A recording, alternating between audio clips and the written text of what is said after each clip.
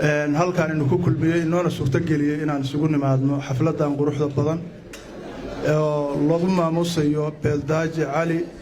Beeldaaje Salaad waxaan dhammaantiin isimada iyo cuqaasha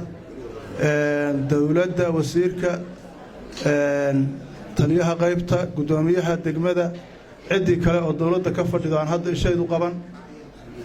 dhalinyarada saxaafadda gabdhaha waxaan ku salaamayaa salaanta islaamka assalaamu calaykum waraxmatullaahi wabarakaatuh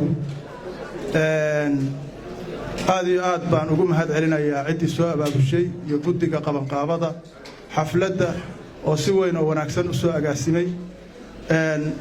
waxaan aad ugu mahad celinayaa isimada sharafta leh oo horteena fadhiya oo waqtigooda soo huray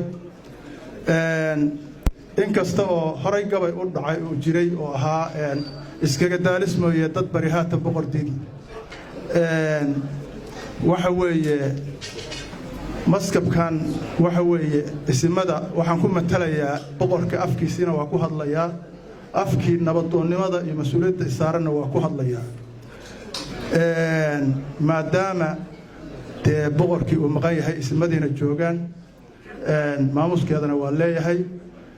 waxaan marka aad iyo aad u soo dhaweynayaa ninka la yiraahdo Beeldaajaha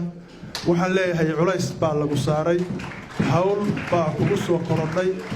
awal aad ka maqnayd hawshaasuna waa hawl weyn oo hawsheeda iyo culayskeeda iyo miisaankeeda leh waxa weeye ilaahay ku fududeeyo baanu leenahay ilaahayna ha kugu garab galo beesha ku soo saartay ku soo doorato Abdiraxiin Saleebaanna haddee hawshu maanta iyagay ku socotaa waxaan leenahay intaa kaba sare oo masaamiir loo gelisaan Beeldaajaha ka harinina garbihiisa gala oo la shaqeeya ma shaqeyn karo qofku haddaan lala shaqeyn waxaan kaloo leeyahay xoolaya oo xoola siiya ninka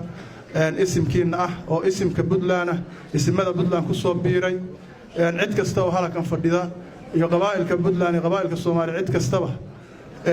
waxaas waa soo galaya mas'uuliyadiisa waxaan leenahay ku soo dhawow mas'uuliyadda inta leeg haddii hawshu haddaan garbaha la isla qaban oo dhinacyada la isla qaban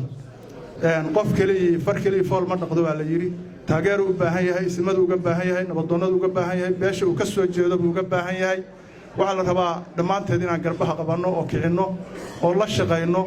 haddii ilaahay idanka ka dhigo mar labaad iyo mar saddexaad baa dhammaantiin waa idin mahad celinayaa assalaamu calaykum waraxmatullaahi wabarakaatuh